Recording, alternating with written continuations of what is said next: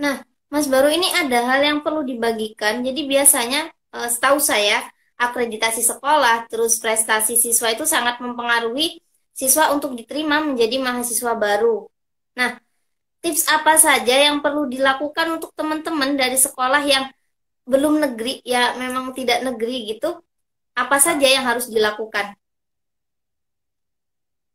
Saya kira ini sih sergap-sergap aja ikut Olimpiade-Olimpiade karena sekarang itu nyaris setiap universitas itu mesti buat event kan, entah itu bentuknya LKTI atau bentuk Olimpiade. Nah itu diikuti saja. Jadi itu setidaknya nanti akan buka buka peluang, buka apa namanya istilahnya jaringan karena kita tidak hanya tahu panitia yang notabene sudah mahasiswa, tapi kita juga akan kenal teman-teman dari SMA-SMA yang mungkin SMA-nya sudah favorit di suatu kota. Jadi ikut-ikut aja event itu. Nah, selain itu ya disergepi aja sih karena sekarang itu kan jalur masuk kan ada yang jalur prestasi ya.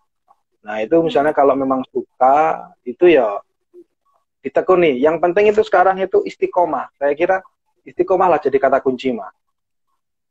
Nah, bagus kalau memang sudah ketemu tujuan. Semisal, oh aku sudah senang dengan ilmu gizi misal. Bagus kalau itu sudah tahu tujuan, tinggal istiqomahnya. Jadi kalau memang masih belum ada ya wes aktif aja. Yang penting aktif karena gini, eh, apa namanya? Saya juga pernah jadi panitia olimpiade dan yang didatangi itu umumnya adalah sekolah-sekolah yang mudah dijangkau. Jadi ya yang letaknya di kota. Sementara sekolah-sekolah seperti sekolah saya, itu kalau nggak proaktif, kalau nggak siswanya sendiri yang bergerak, itu nggak dapat info. Memang begitu patternnya itu.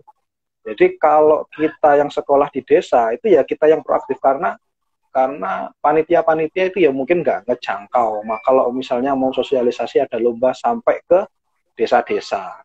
Gitu. Yang penting proaktif dan istiqomah. Berarti sosialisasi mengenai Olimpiade, misalnya untuk lomba-lomba tidak hanya kimia ya Mas ya, banyak eh, Ya, lomba-lomba lain yang diadakan universitas, berarti belum merata sosialisasinya.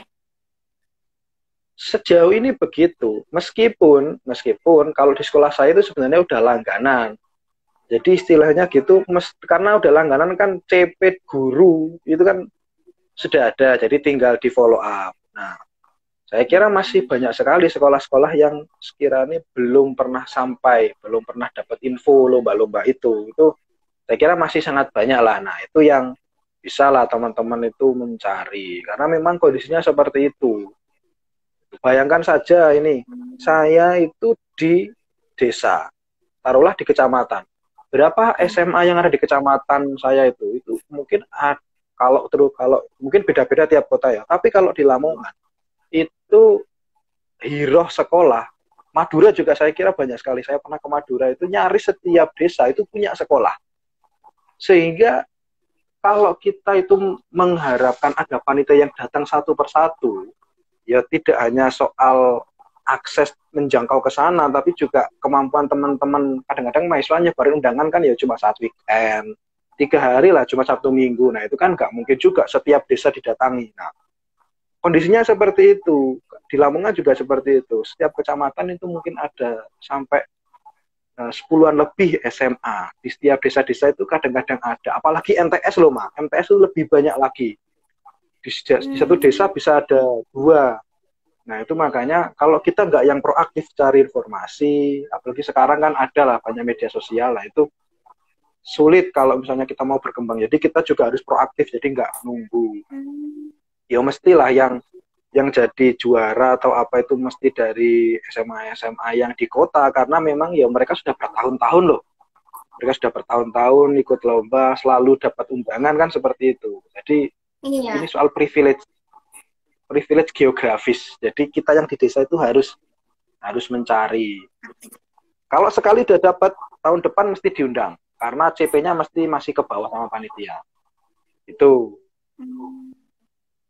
Jadi harus ada pemula dulu untuk aktif. Jadi sekolah juga akhirnya bisa mendapat peluang untuk mendapatkan undangan selanjutnya gitu ya Mas ya. Ya, ya pun demikian dengan Menarik sih. kuliah sebenarnya. Pun demikian dengan kuliah. Jadi taruhlah gini, aliyahku itu sepanjang sejarah ini nggak ada yang keterima S1 di GM.